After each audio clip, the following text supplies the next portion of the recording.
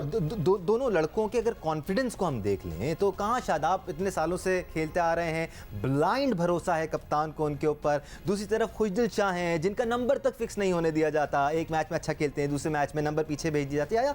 इससे कितना फ़र्क पड़ता है, कितना भरोसा आप पर किया जा रहा है, उससे परफॉर्मेंस कितनी बेहतर हो सकती है। एक दिन इमामुल हक उसकी सबसे बड़ी मिसाल है। 9 मैच उन्होंने खेले इससे पहले। नहीं, मैंने आपको परफॉर्मेंस बता दी उनकी। जी जी। और यही इस क्रिकेट बोर्ड के चीफ सिलेक्टर थे, वो कोई मरीख से नहीं आए थे। उन्होंने तो उनको कह दिया था कि ये रेड बॉल के प्लेयर ही नहीं है। और फिर उन्हीं चीफ सिलेक्टर मोहम्मद वसीम साहब ने उनको ऑस्ट्रेलिया के खिलाफ सीरीज में शान मसूद पर फौकियत दे दी।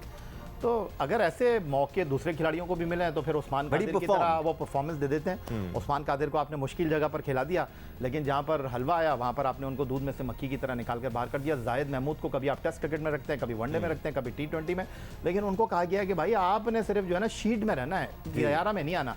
धानी को पता नहीं कितनी मुश्किल से आपने खिला दिया, बड़ी मुश्किल से आपने उनको मौका दे दिया।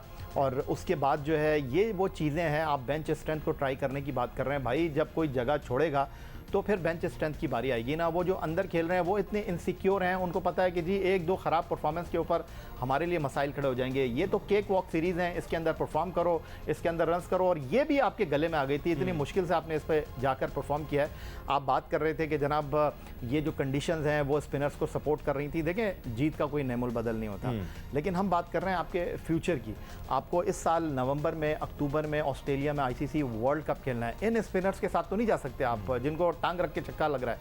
आपने वहाँ पर पेस के साथ जाना है। वहाँ पर आपके पास पेस क्या होगा आपको अच्छी तरीके से पता है। हसन अली के बारे में आपको सोचना पड़ेगा कि भाई आपने इनको अपने फ्यूचर रखना है फ्यूचर के अंदर या नहीं रखना, क्योंकि आपको अगला वर्ल्ड कप जो है वो इंडिया की कंडीशन में खेलना है। और हसन अली ने नो डाउट 2017 चैंपियंस ट्रॉफी के बेस्ट बॉलर बने, अभी लंकाशायर से खेल कर आए, एक्स्ट्राऑर्डिनरी कारकर्दगी का मुजाहरा किया, लेकिन यहाँ पर उनकी परफॉर्मेंस में डिप आ गया। और उसकी बुनियादी वजह क्या है? पेस या पिचेस का मसला है। तो ये वो चीज़ें हैं जिसको सोचने की ज़रूरत है। अब या तो चीफ सिलेक्टर टीम बना लें या चेयरमैन क्रिकेट बोर्ड टीम बना लें। जिसका जो काम है अगर वो नहीं करेगा, अगर चेयरमैन क्रिकेट बोर्ड ने एक ट्वीट डाल दिया तो फिर चीफ सिलेक्टर की क्या हैसियत रह जाएगी? कप्तान अपने मसल वहाँ पर शो कर रहा होगा। आप मिडिल ऑर्डर की बात कर रहे हैं, 2 मिडिल ऑर्डर बैट्समैन आपने सीरीज़ में रखे थे, खुशदिल शाह एंड इफ्तिखार। और आप मुझे ये बताइए कि आपने इफ्तिखार को इस सीरीज़ में रखा ही नहीं कहीं। अब आप बोलेंगे अगली सीरीज़ में आप खिलाएंगे 3 डायमेंशन प्लेयर, वो जो आप स्क्रीन देखते हैं ना उसमें कुछ डब्बे काले हो जाते हैं, आपने इफ्तिखार को वो कर दिया है। अब आप अगली सीरीज़ में किस एतमाद के साथ आप इफ्तिखार को खिलाएंगे? ये जो बाबर आजम का एतमाद है वो सबके साथ होना चाहिए ना। इस एतमाद की बारी थी। कल आप अब्दुल्ला शफीक को मौका दे देते, इमामुल हक को आप ड्रॉप कर देते। आप नहीं, आप इमाम को नहीं भी करते क्योंकि वो परफॉर्म कर रहे थे, आप फखर को ड्रॉप कर देते। नहीं, फखर को तो आपने पूरा रन दे दिया ना, ताकि आपके पास एक मौका होगा। जी पूरा रन तो हम देते आ रहे हैं ना, 3 साल हो गए, 4 साल हो गए, पूरा रन दे दिया और 35 रन पर अब अगली सीरीज भी खेल जाएंगे। तो ये बिल्कुल या की बात। अच्छा, एक चीज़, नथिंग अगेंस्ट एनीबॉडी भाई, यकीनी तौर पर आप भी 35 रन बनाकर वापस पवेलियन जाते होंगे तो आप खुश नहीं होते होंगे। अब अगर होते होंगे तो एक अलग बात है, फिर हम चुप हो जाएंगे। लेकिन दानिश, डिफरेंट लोगों के लिए डिफरेंट क्राइटेरिया रखे हुए हैं जी। अगर सबके लिए एक ही मयार आप रखें तो फिर किसी को, लेकिन वो चीज़ नहीं है ना। अब देखें ना, शान मसूद, हर बंदा बोल रहा है कि भाई चले आप 11 में न डालें, 15-16 में तो वो होम सीरीज़ है, उसकी जगह बनती है, लेकिन उसको नहीं लाना तो फिर नहीं ला रहे। किसी के जहन में शान मसूद की वजह से कुछ तो चल रहा है ना, जिसकी वजह से वो टीम में नहीं आ पा रहे। लेकिन अब अगर आप इंग्लैंड में उनकी T20 में भी परफॉर्मेंस देख लें, वहाँ T20 में भी रन कर रहे हैं, फर्स्ट क्लास में 2 डबल सेंचुरियाँ बना, PSL में अच्छी परफॉर्मेंस दी थी शान मसूद ने भी। बिल्कुल, लेकिन जब नहीं लाना तो फिर नहीं लाना। अब चीफ सेलेक्टर कह रहे हैं कि हम उनको मिडिल ऑर्डर में ट्राई करेंगे, बाबर आजम कह रहे हैं कि नहीं, हम उनको एज ए ओपनर ही खिलाएंगे। तो ये 2 अलग अलग चीज़ें चल रही है ना, और वक्त से पहले जो बयानबाजी है आपकी बाज़ दफ़ा आपके आगे आ जाती है। अगर मिडिल ऑर्डर में आपने किसी को मौका देना ही है, या आपकी नज़र में शान बेहतर ऑप्शन होंगे या अब्दुल्ला शफीक, या दोनों नहीं?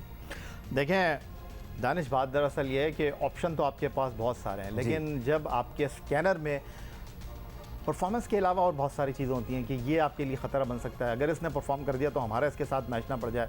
अभी तो अकेले राजा हैं इस क्रिकेट पाकिस्तान टीम में, बाबर आजम, उनके अलावा कोई राजा ही नहीं है, कोई परफॉर्मेंस ही नहीं आपकी काउंट कर रही। कराची किंग्स ने उनको कप्तान बनाया, धड़ाम से नीचे गिर गए, उनकी परफॉर्मेंस सबके सामने आ गई। रन्स कर रहे थे, टीम ने परफॉर्म नहीं किया। इधर भी आप देख लें उनकी परफॉर्मेंस, रन्स कर रहे हैं लेकिन परफॉर्मेंस इम्पैक्ट नहीं है उनकी। तो ये वो सवालात हैं जो सवाल उठा रहे हैं, इसकी वजह से आप चेस डाउन कर रहे हैं, क्योंकि बहुत बड़े सपोर्टर हैं इमाद वसीम के। जी, तो मैं ये पूछना चाहता हूँ कि ये जो PSL की जो फ्रेंचाइज की पॉलिटिक्स है, उसका तो कुछ असर नज़र नहीं आ रहा? नहीं, अगर फ्रेंचाइज की पॉलिटिक्स की आप बात करते हैं माजिद भट्टी साहब, तो वो बाहर होते हैं। और आपने जो बात की इमाद वसीम, मैं तो हर उस प्लेयर का सपोर्टर हूं जिसको आपने अननेसेसरी टीम से बाहर किया। बट यार ये कहना कि बाबर आजम की सेंचुरी ने इम्पैक्ट क्रिएट नहीं किया या उनके एक मैच में 70 बनाने में जीत में इम्पैक्ट क्रिएट नहीं किया, तो ज्यादती है थोड़ी सी। देखिए दानिश, बात दरअसल ये है कि मैं आपको एक छोटी सी मिसाल शायद मैंने कल भी आपको दी थी कि बाबर आजम इस वक्त वनडे क्रिकेट में नंबर 1 स्पॉट पर मौजूद है आईसीसी के।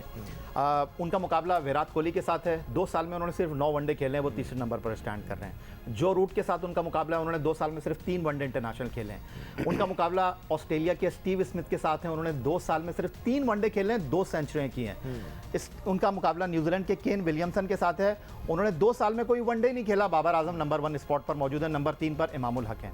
यही खिलाड़ी टेस्ट क्रिकेट खेल रहे हैं, वहां पर बाबर आजम जो है वो नंबर 1 स्पॉट पर मौजूद नहीं है। अब मेरा ख्याल है कि आप खुद इन चीजों को देख लीजिए। वो इतनी अच्छी परफॉर्मेंसेस दिखा नहीं पाए हैं। अब वी एक्सपेक्ट मोर ऑस्ट्रेलिया की सीरीज उनकी बड़ी अच्छी गई है दानिश, बिल्कुल गई है ऑस्ट्रेलिया की सीरीज बड़ी अच्छी गई है। उससे पहले अगर हम चले जाएं तो टेस्ट में थोड़ा सा स्ट्रगल कर रहे थे, अब टेस्ट में भी इवॉल्व होते हुए नजर आ रहे हैं Babar Azam. In my personal opinion Babar Azam का मुकाबला ना विराट कोहली से है, ना जो रूट से है, ना दुनिया के किसी और प्लेयर से है। बाबर आजम का मुकाबला खुद बाबर आजम से है।